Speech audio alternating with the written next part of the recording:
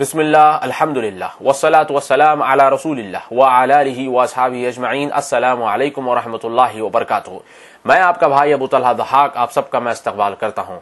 ये जो सुलगता हुआ मौजू है जो आपके और हमारे फेसबुक वॉल पर, ट्विटर के पेज पर और व्हाट्सएप के ग्रुप्स में जो चल रहा है कि ट्रंप को सऊदी अरब ने क्यों दावत दी, क्यों बुलाया, क्यों अमेरिका के साथ, ट्रंप के साथ उन्होंने हथियार की इतनी बड़ी डील की, 280 मिलियन की, उससे भी ज्यादा इन्होंने हथियार की डील की। और इसी तरीके से कई ऐसे सवालात आपके और हमारे जहन में सुलग रहे हैं और इसमें तीन किस्म के लोग मुलव्वस हैं। एक वो जो बेचारे मासूम और नादान लोग हैं जिनको कुछ नहीं मालूम, आप बताएं तो आपकी बात भी मान लेते हैं, वो बताएं तो उनकी बात भी मान लेते हैं। तो ऐसे इनोसेंट लोग जो बिल्कुल जिनको मालूमात ही नहीं है, ऐसे लोग भी इस फितने का शिकार हो रहे हैं। और दूसरे वो लोग जो मफाद परस्त हैं और मौके का फायदा उठा रहे हैं और मौके का फायदा उठाने की कोशिश कर रहे हैं और मौके का फायदा उठाकर सऊदी अरब के खिलाफ और खास तौर पर मुसलमान हुक्मरानों के खिलाफ जहर लोगों के जहनों में भरने की कोशिश कर रहे हैं। और तीसरे वो लोग जो जमाती और मजहबी तासुब रखते हैं और जमाती और मजहबी तासुब के अलावा इनको ये भी गुस्सा है कि इनके जमातों को या इनकी तंजीमों को फंडिंग नहीं होती है, तो लिहाजा ये लोग भी अपना गुस्सा यहां पर निकालते हैं और छोटे छोटे ऐसे मसले जिसको नजरअंदाज किया जा सकता है इसको उठाकर लोगों के जहनों में जहर भरने की कोशिश की जा रही है। और एक बात मैं आपको बता दूं कि मैं सऊदी अरब का कोई पेड एजेंट नहीं हूं, ना ही मैं सिटीजनशिप के लिए कर रहा हूं और ना ही मेरे जहन में कोई ऐसा यानी कि चापलूसी करना मेरा मकसद नहीं है। बल्कि किसी ने मुझे आज फेसबुक पे मैसेज भी किया और कहा कि तुम ये चापलूसी करना छोड़ दो। तो मैंने कहा कि मैं चापलूसी नहीं करता, बल्कि मैं अल्लाह के लिए इनसे मोहब्बत करता हूं क्योंकि इन्होंने माशाअल्लाह दीन की बहुत खिदमत की है। लिहाजा इस बुनियाद पर मुझे लगता है कि इंसाफ का तकाजा है। मैं इनकी वकालत नहीं कर रहा हूं, बल्कि मुझे लगता है कि इंसाफ का तकाजा है और मुझे इस चीज पर आप लोगों के सामने बोलना चाहिए। और मैं इस फेसबुक के पेज के एडमिन का काफी मशकूर हूं कि इन्होंने मुझसे ये मुतालबा किया कि मैं इनके पेज पर लाइव आऊं और मैं इस मौजू के ऊपर चंद बातें आपके सामने रखूं। चंद सवालात जो आपके और हमारे जहन में चल रहे हैं इस मौजू को लेकर वो यही है कि ट्रंप को सऊदी अरब ने क्यों दावत दी। और इसी तरीके से अल्लाह ताला ने कुरान में कहा कि यहूद नसारा को अपना दोस्त ना बनाओ, मगर सऊदी अरब ने दोस्त बनाया है अमेरिका को। इसी तरीके से क्यों हथियार इनसे खरीदा जा रहा है। और ऐसे बहुत सारे सवालात हमारे जहन में हैं। जैसे कि एक और सवाल ये भी चल रहा है कि इन्होंने गैर महरम औरत से इन्होंने हाथ मिलाया है। और इसी तरीके से हथियार खरीदने की क्या जरूरत है, खुद भी तो बना सकते हैं, इतना पैसा है तो खुद क्यों नहीं बनाते, क्यों दूसरों के ऊपर डिपेंडेंट है हथियार खरीदने में। और एक जो सबसे बड़ा सवाल जो हमारे जहन में है कि क्यों ट्रंप को गोल्ड मेडल पहनाया गया, क्यों मलिक सलमान ने ट्रंप को गोल्ड मेडल पहनाया, यह भी बहुत बड़ा सवाल लोगों के जहन में चल रहा है। और एक और सवाल जो हमारे जहन में चल रहा है कि ये जो रियाद में इतनी बड़ी समिट हुई इसकी क्या जरूरत थी कि इतनी बड़ी समिट करे और क्यों इतना पैसा इसके ऊपर खर्चा किया गया। ऐसे बहुत सारे सवालात आपके और हमारे जहन में चल रहे हैं फिलहाल और हम इसके जवाब ढूंढना चाहते हैं। मगर कुछ मफाद परस्त लोग और कुछ अपॉर्चुनिस्ट किस्म के लोग इस चीज का फायदा उठाकर आपके जहन में गलत फहमियां बनने की कोशिश कर रहे हैं और मुसलमानों को आपस में लड़ाने की और आपस में तफरीके डालने की कोशिश कर रहे हैं। इस चीज को आप लोग समझने की कोशिश करिए। तो सबसे पहली चीज जो मैं आप लोगों को बताना चाहता हूं ये है कि अमेरिका के साथ इन्होंने क्यों दोस्ती की। मेरे भाइयों, अल्लाह के प्यारे रसूल सल्लल्लाहु अलैहि वसल्लम की जिंदगी हमारी उस्वा और नमूना है। ये आप भी मानते हैं, ये हम भी मानते हैं, ये सारे मुसलमानों का अकीदा है कि अल्लाह के प्यारे रसूल सल्लल्लाहु अलैहि वसल्लम की जिंदगी आपके और हमारे लिए उस्वा और नमूना है। अल्लाह के प्यारे रसूल सल्लल्लाहु अलैहि वसल्लम के बारे में अल्लाह ताला ने कुरान में फरमाया कि ये रहमतुल लिल आलमीन है, यानी कि पूरे आलमीन के लिए रहमत बनाकर भेजे गए हैं। ऐसे बहुत सारे वाकयात सीरत में आए हैं कि दुश्मनान इस्लाम ने अल्लाह और अल्लाह के रसूल को गाली देने वालों ने अल्लाह के रसूल सल्लल्लाहु अलैहि वसल्लम के सामने आकर उन्होंने इस्लाम कबूल किया अल्लाह के प्यारे रसूल सल्लल्लाहु अलैहि वसल्लम की अखलाक की वजह से। ये बात हम बार बार कहते हैं, लोगों के सामने कहते हैं कि अखलाक अपने ऐसे बनाओ कि दुश्मन भी हमारे सामने आ जाए तो हम हमारे अखलाक को देखकर ये इस्लाम कबूल कर ले। मेरे भाइयों, जब हम ये बात कहते हैं तो क्या ये सिर्फ कहने के लिए है? जब कोई मुसलमान हाकिम, जब कोई मुसलमान ये अमल में लाने की कोशिश करता है, ट्राई करता है, तो हम क्यों उसको बुरा भला कहते हैं, क्यों हम उसके ऊपर हुस्न जन नहीं रखते? ये आप अपने आप से सवाल करिए मेरे भाइयों। ताइफ का वाकया काफी मशहूर वाकया है। अल्लाह के प्यारे रसूल सल्लल्लाहु अलैहि वसल्लम के ऊपर पत्थर बरसाए गए और पहाड़ों के फरिश्ते ने आकर अल्लाह के रसूल सल्लल्लाहु अलैहि वसल्लम से कहा कि आप हुक्म दीजिए, हम ताइफ की वादी को बस 2 पहाड़ों के बीच में कुचल देंगे। अल्लाह के प्यारे रसूल सल्लल्लाहु अलैहि वसल्लम ने कहा, नहीं, मुझे उम्मीद है कि इनकी औलाद में अल्लाह की इबादत करने वाले आएंगे। और ऐसा ही हुआ। जो हिंदुस्तान को मोहम्मद बिन कासिम रहमतुल्लाह अलैह आए, ये ताइफ के ही थे। मोहम्मद बिन कासिम अस-सक़फ़ी ये थे, ताइफ के रहने वाले ये थे। तो मेरे भाइयों देखिए, अल्लाह के प्यारे रसूल सल्लल्लाहु अलैहि वसल्लम की दूरअंदेशी, आप सल्लल्लाहु अलैहि वसल्लम को पत्थर मारने के बावजूद भी आप सल्लल्लाहु अलैहि वसल्लम ने सब्र किया और ये कहा कि इनकी औलाद में, यानी कि दूरअंदेशी अल्लाह के रसूल सल्लल्लाहु अलैहि वसल्लम ने रखी और कहा कि इनकी औलाद में ऐसे लोग आएंगे जो अल्लाह की इबादत करेंगे।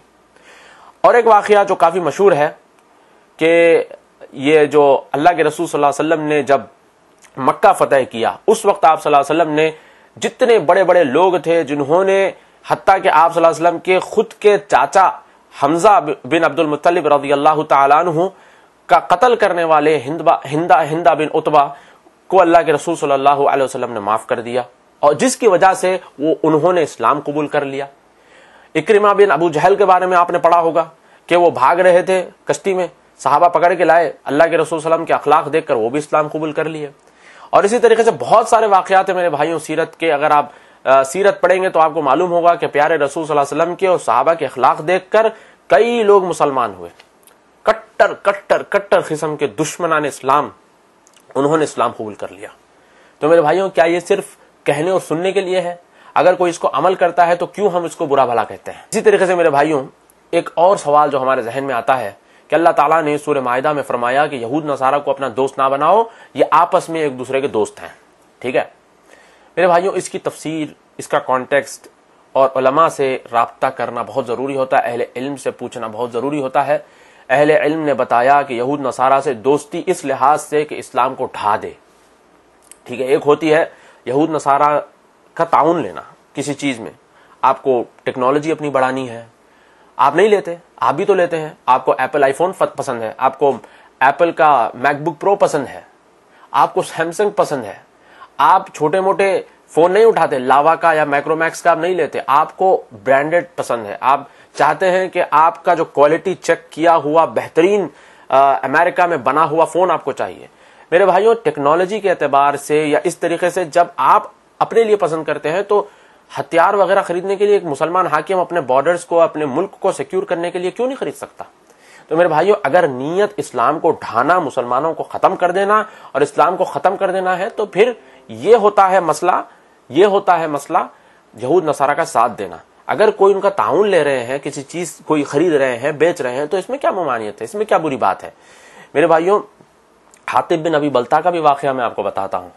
हातिब बिन अबी बल्ता रज़ियल्लाहु ताला अन्हु का वाकया, अल्लाह के रसूल सल्लल्लाहु अलैहि वसल्लम जब मक्का फतेह करने वाले थे तो पूरा आप सल्लल्लाहु अलैहि वसल्लम का प्लान जो था, यह हातिब बिन अबी बल्ता रज़ियल्लाहु ताला अन्हु ने मुशरिकीन को लीक कर दिया था, खत लिख के लीक कर दिया था। अल्लाह के रसूल सल्लल्लाहु अलैहि वसल्लम ने बाद में पूछा कि क्यों आपने ऐसा किया, तो उन्होंने अपनी मजबूरी जाहिर की। उन्होंने कहा कि हर एक रिश्तेदार हैं, मेरे कोई रिश्तेदार नहीं थे, तो मेरे फैमिली और मेरी फैमिली वहां पर है मक्के के अंदर, तो उनके प्रोटेक्शन के लिए मैंने ये काम किया। मगर अल्लाह ताला ने उनको माफ इसलिए कर दिया कि वो बदर में शरीक थे। मगर इससे ये बात भी साबित होती है मेरे भाइयों कि एक सहाबी ने मजबूरन ये काम किया, उनके जहन में ये मजबूरी थी कि उनके बीवी बच्चे वहां पर हैं। सुलह हुदैबिया का वाकया काफी मशहूर है अल्लाह के रसूल सल्लल्लाहु अलैहि वसल्लम की जिंदगी का। सुलह हुदैबिया में क्या हुआ था? सुहेल बिन अमर जो बाद में मुसलमान हुए थे रज़ियल्लाहु ताला अन्हु, जब वो मुशरिक थे तो उन्होंने बड़े सख्त कंडीशंस रखे थे। अल्लाह के रसूल सल्लल्लाहु अलैहि वसल्लम ने सारे कंडीशंस पे हाँ की। सहाबा का दिल छोटा हो गया, सहाबा को गुस्सा भी आया कि हम इन कंडीशंस पे क्यों राजी हो रहे हैं। मगर अल्लाह के रसूल सल्लल्लाहु अलैहि वसल्लम ने कहा नहीं। उन्होंने कहा कि हम आपके नाम के साथ सल्लल्लाहु रसूल अल्लाह नहीं लिखेंगे। तो आप सल्लल्लाहु अलैहि वसल्लम ने कहा कि कोई बात नहीं, निकाल दो। अली रज़ियल्लाहु ताला अन्हु को कहा कि निकाल दो। अली रज़ियल्लाहु ताला अन्हु ने कहा कि मैं इसको नहीं निकालूंगा। अल्लाह के रसूल ने कहा कि मुझे बता दो कहां लिखा है, मैं निकाल दूंगा। उसके बाद उन्होंने ये भी कंडीशन रखी थी कि मक्के से जो मदीना आएगा आप उन्हें वापस कर देंगे और मदीने से जो मक्का आएगा हम वापस नहीं करेंगे। अल्लाह के रसूल सल्लल्लाहु अलैहि वसल्लम उस पर भी राजी हो गए। हत्ता के एक सहाबी जो मक्के से मदीना आ चुके थे उनको वापस हवाले कर दिया गया।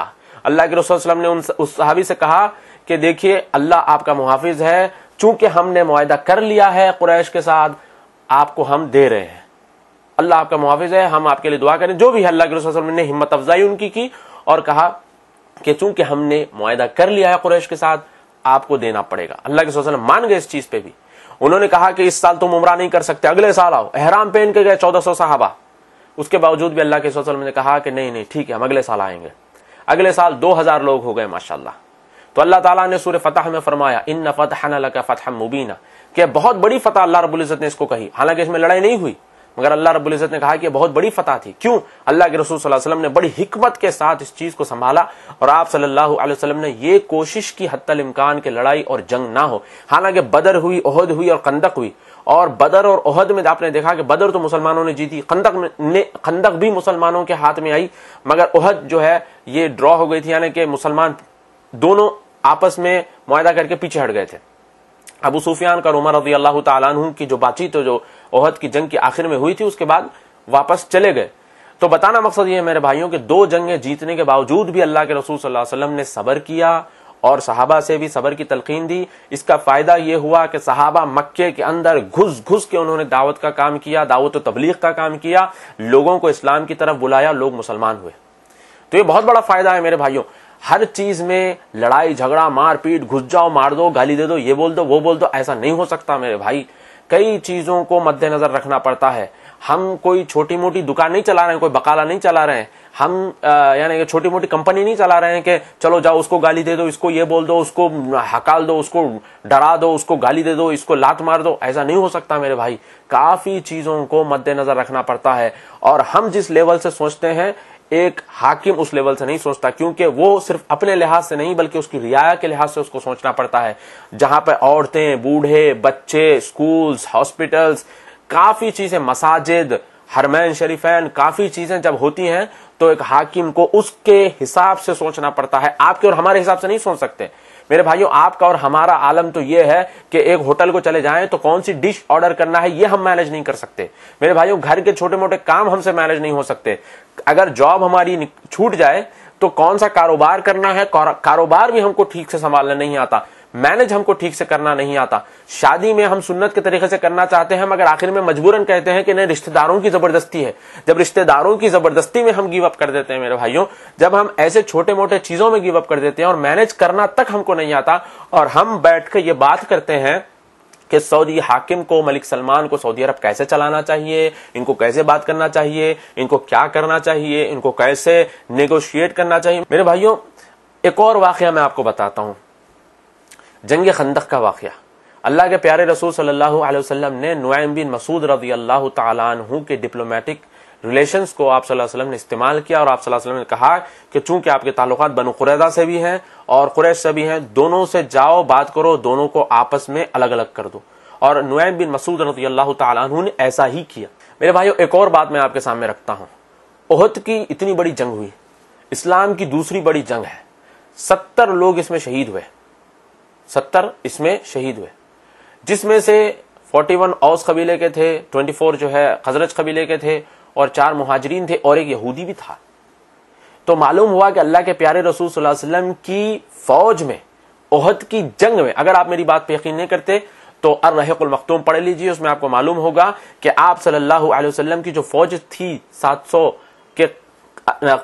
के नजदीक जो आप सल्लल्लाहु अलैहि वसल्लम की फौज थी, इसके अंदर यहूदी भी थे जो मदीने की मुहाफिजत के लिए, मदीने के बॉर्डर्स को सिक्योर करने के लिए आप सल्लल्लाहु अलैहि वसल्लम के साथ गए थे।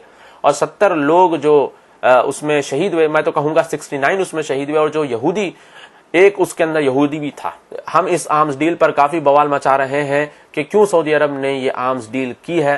मेरे भाइयों जब ईरान ने रशिया के साथ आर्म्स डील की थी और ईरान ने करीब करीब S-300 मिसाइल सिस्टम जो रशिया से इसने खरीदा और यही मिसाइल्स और यही हथियार इसने सीरिया में, यमन में और इराक में मासूम लोगों के ऊपर ईरान ने इस्तेमाल किया। हिजबुल्लाह नहीं बल्कि हिजब शैतान के लोगों ने मासूम लोगों का कत्ल इन्होंने किया इन्हीं हथियारों के जरिए, मगर उस वक्त हमने कोई बवाल नहीं मचाया।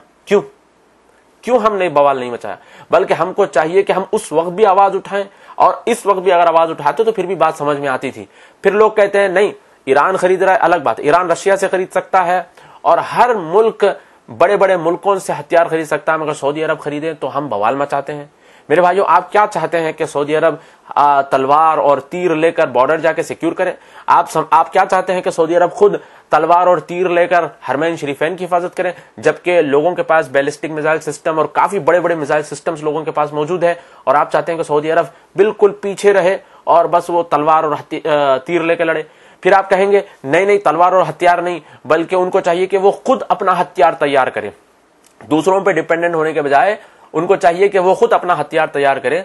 मेरे भाइयों, इस चीज को भी समझने की जरूरत है कि इंडिया जैसा बड़ा मुल्क, गूगल का सीईओ इंडियन है।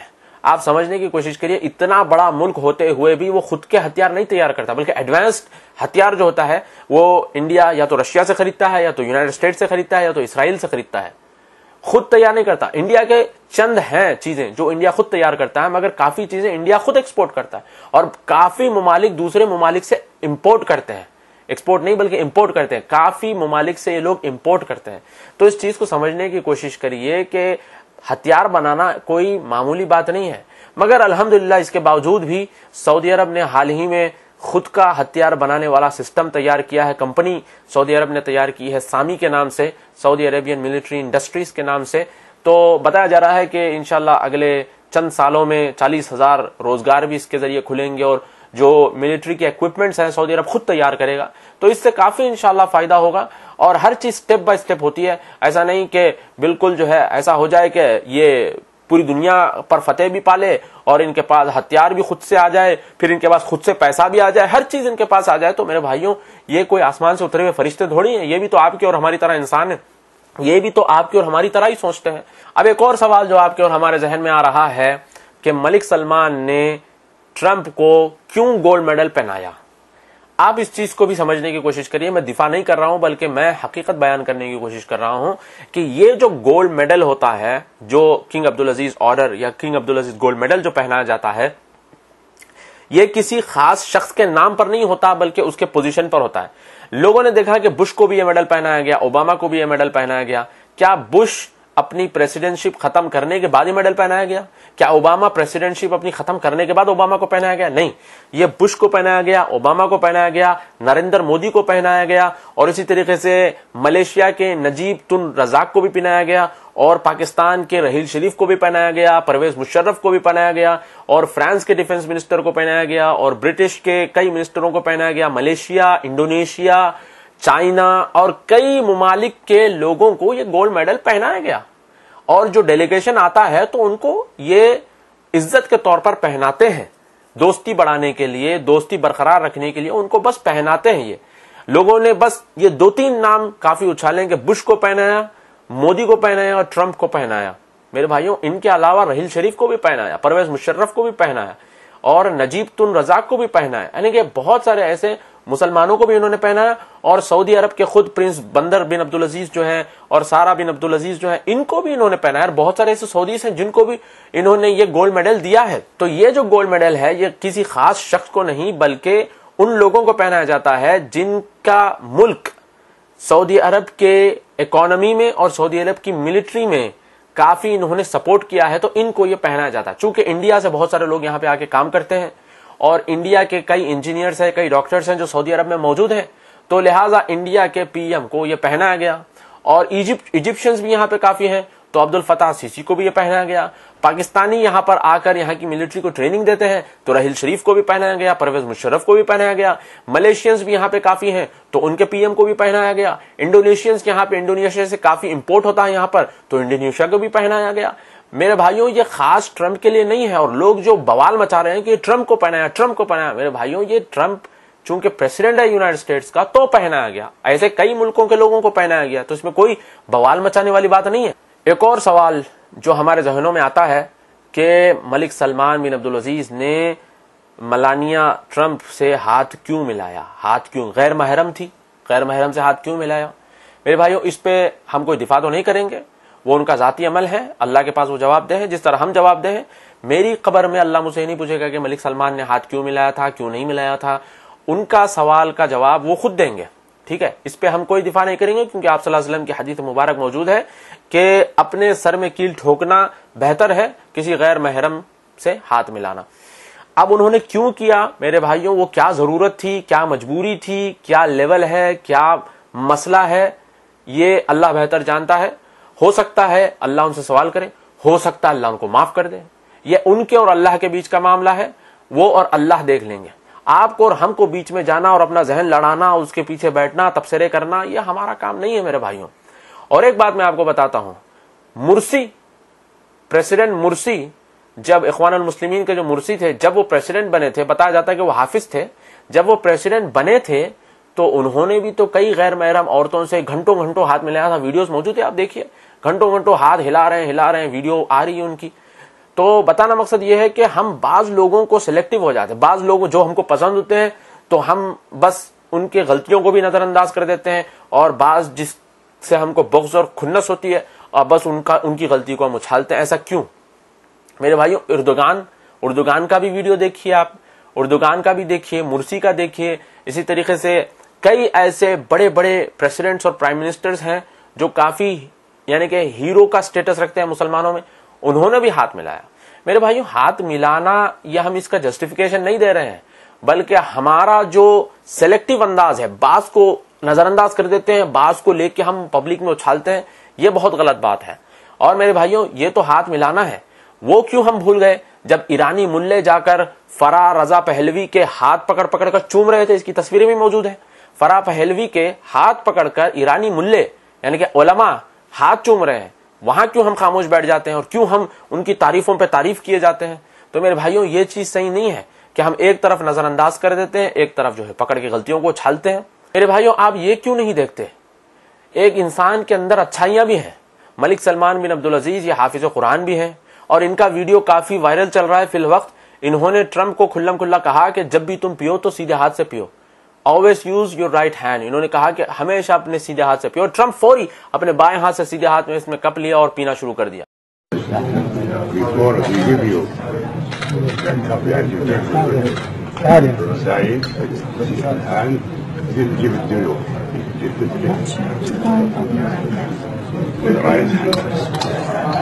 Always the right hand, right?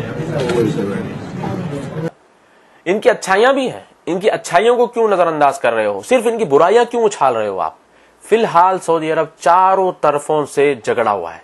एक तरफ इसराइल है, एक तरफ ईरान है, एक तरफ दाइश के इराकी हिस्से हैं, और एक तरफ शिया इराक भी है, और इसी तरीके से नीचे यमन की पट्टी में भी हूतियों ने कब्जा किया है। चारों तरफ से सऊदी अरब को झगड़ा जा रहा है। तो सऊदी अरब के हाकिम की जगह पर आप अपने आप को रखें और सोचें कि अगर मैं होता तो मैं क्या करता, अगर मैं इस मुकाम पर होता तो मैं क्या करता। मेरे भाइयों, आप और हम भी अगर होते तो यही स्टेप लेते मुल्क की दिफा के लिए, मुल्क के बॉर्डर्स को सिक्योर करने के लिए, हरमैन शरीफैन की हिफाजत के लिए, और यहाँ पर जो लोग रह रहे हैं इनकी हिफाजत के लिए हम वही काम करते हैं जो मलिक सलमान ने किया है। तो हम क्यों इसके ऊपर इतना बवाल मचा रहे हैं? मेरे सऊदी अरब की स्टेबिलिटी क्यों हमारे लिए जरूरी है? सबसे पहली चीज तो यह है कि यहाँ पर हज के लिए लोग हजारों की तादाद में, बल्कि मिलियंस की तादाद में सारी दुनिया से इकट्ठा और जमा होते हैं। मेरे भाइयों, अगर अल्लाह माफ करे, अल्लाह बचाए, अल्लाह महफूज रखे, अगर सऊदी अरब का हाल सीरिया या इराक जैसा हो गया, जिसका नाम लेते ही लोग चमक जाते हैं। अगर आपसे मैं कहूं कि आप इराक जाइए काम करने के लिए तो आप चमक जाते हैं। अगर मैं आपसे कहूं कि सीरिया जाइए काम करने के लिए तो आप चमक जाते हैं। तो हम जैसा डर जाते हैं सीरिया और इराक का नाम सुन के, हम वहां जाना भी पसंद नहीं करते। मेरे भाइयों, क्या आप ये एक्सपेक्ट करते हैं कि आप चाहते हैं कि सऊदी अरब का भी अस्तगफिरुल्लाह ऐसा हाल हो कि लोग हज और उम्रे के लिए आने भी डरें यहाँ पर और खौफजदा हो जाएं, दहशत का माहौल यहाँ पर बना रहे? अल्हम्दुलिल्लाह यहाँ पर ऐसा अमन है कि मैं अपने बीवी बच्चों के साथ 1300-1400 किलोमीटर दूर पहाड़ों में से होते हुए मैं हरम पहुंचता हूँ अल्हम्दुलिल्लाह। रात को अगर नींद आए किसी भी पेट्रोल पंप पे या किसी भी सहरा में अपनी गाड़ी को लगाऊं और सो जाऊं, कोई मुझे डर और खौफ का यानी कि मसला नहीं है। अल्हम्दुलिल्लाह ये काफी अच्छी चीज है यहाँ पर। और मेरे भाइयों, आप इस चीज को ठंडे दिमाग से सोचिए कि सऊदी अरब में अल्हम्दुलिल्लाह अगर स्टेबिलिटी होगी तो आपके और हमारे मुल्कों के जो गरीब लोग हैं जो यहाँ आकर काम करते हैं, बेचारे यहाँ पर जो आके काम करते हैं, अपने बीवी बच्चों का ख्याल रख रहे हैं, अपने बीवी बच्चों का पेट भर रहे हैं, अपने बच्चों की पढ़ाइयां यहाँ से अल्हम्दुलिल्लाह लोग पैसे भेज के पढ़ा रहे हैं। ऐसे कई लोग हैं जो यहाँ पर टैक्सियां चलाकर, यहाँ पर बकाले चलाकर, यहाँ पर लोग छोटे छोटे काम करके अपने बच्चों को डॉक्टर और इंजीनियर बनाए हैं। मेरे भाइयों, इस चीज के पॉजिटिव इफेक्ट्स आप देखिए, हमेशा हर जगह इनको गाली देना एक बिल्कुल फैशन बन गया है आजकल। मेरे भाइयों, इनके पॉजिटिव चीजों को भी आप मद्देनजर रखिए। अल्लाह के प्यारे रसूल सल्लल्लाहु अलैहि वसल्लम ने फरमाया कि जो बंदे का एहसानमंद नहीं वो अल्लाह का भी एहसानमंद नहीं है। मेरे भाइयों, इनके एहसानात को आप समझने की कोशिश भी करिए। कितना सिक्योर और आराम से हमारा हज होता है, इस चीज को हम क्यों नजरअंदाज कर देते हैं। मदीने में मस्जिद नबवी में हम जाते हैं और अल्हम्दुलिल्लाह वहां पर बिल्कुल अमन के साथ वहां पे रहते हैं, इस चीज को हम क्यों नजरअंदाज कर देते हैं। मेरे भाइयों, आपके और हमारे मुल्क के गरीब तबका लोग यहाँ पर आते हैं, काम करते हैं, अपने बीवी बच्चों का पेट भरते हैं, और ऐसे लोग जिनके जाती घर भी नहीं होते अल्हम्दुलिल्लाह यहाँ के पैसे से जाती घर भी बनाते हैं। ऐसे लोग जो बिल्कुल अपनी माओ बहनों को पर्दे के साथ प्राइवेट गाड़ी में लेके नहीं फिर सकते, अल्लाह यहाँ के पैसों के जरिए अल्लाह ने इनको ऐसा माल दिया माशाअल्लाह कि लोगों ने अपने यानी कि गरीब माँ बाप का पेट लोगों ने भरा है और अपने घर वालों का ख्याल लोगों ने रखा है। मेरे भाइयों, इस चीज को हम क्यों नजरअंदाज कर देते हैं, इस चीज का एहसान हम क्यों भुला देते हैं। मेरे भाइयों, क्या आप चाहते हैं कि इस मुल्क में भी डिस्टेबिलिटी फैल जाए? क्या आप चाहते हैं कि इस डिस्टेबिलिटी की वजह से आपके और हमारे माश पर हमला हो जाए?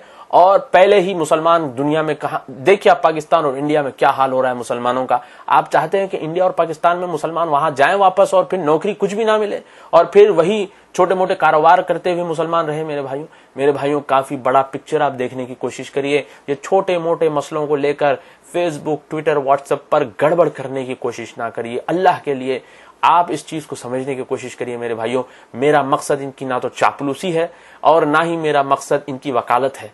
मैं बस यही नीयत और यही गम और यही यानी कि दर्द के साथ मैं आपसे बात कर रहा हूं कि यहां पर अगर स्टेबिलिटी होगी तो मेरे भाइयों काफी मुसलमानों के मुल्कों में भी और घरों में भी मेरे भाइयों अमन बरकरार रहेगा। इस चीज को आप समझने की कोशिश करिए। मेरे भाइयों, ये जो समिट हुई है रियाद में, इसका बहुत बड़ा फायदा आपने नहीं देखा। 50 के ऊपर मुसलमान मुमालिक के नुमाइंदे एक छत के नीचे मुत्तहिद होकर बैठे हुए हैं और मलिक सलमान स्टेज पे जब चढ़े तो कारी ने कुरान पढ़ी और आपने देखा है वीडियो या नहीं देखा पता नहीं, वातसिमू बिहब्लिल्लाहि जमीअन वला तफर्रकू, ये वाली आयत से तिलावत शुरू हुई कि सब मिलकर अल्लाह की रस्सी को मजबूती से थाम लो और आपस में तफरीके में ना बटो। ये आयत तिलावत की माशाअल्लाह बड़े बड़े मुमालिक, मुसलमान मुमालिक के सारे लोग वहां पर मौजूद हैं और एक अमेरिका का ट्रंप भी वहां पे मौजूद है, उसके सामने ये चीजें रखी जा रही हैं। और मेरे भाइयों, आपने ट्रंप जो आया, देखिए ट्रंप जब अपने इलेक्शन कैंपेन में ट्रंप ने कहा कि इस्लाम दहशतगर्द मजहब है, इस्लाम पीसफुल नहीं है, मगर इनके बुलाने से मेरे भाइयों उसको अपनी थॉट प्रोसेस को और अपने अल्फाज को बदलना पड़ा। और मीडिया में उसने कहा कि ट्रंप ने कहा कि इस्लाम एक फेथफुल पीसफुल मजहब है। मेरे भाइयों, देखिए इसका फायदा क्या हुआ कि एक आदमी जो इस्लाम के खिलाफ बक रहा था वो आदमी आकर अब इस्लाम की तायीद में बात कर रहा है। मेरे भाइयों, उसका जो खास सेक्रेटरी था बैरन नाम का, जो इस्लामोफोबिया वहां पर फैला रहा था अमेरिका में, हमने देखा कि वो शेख सालेह के बाजू बैठा हुआ है।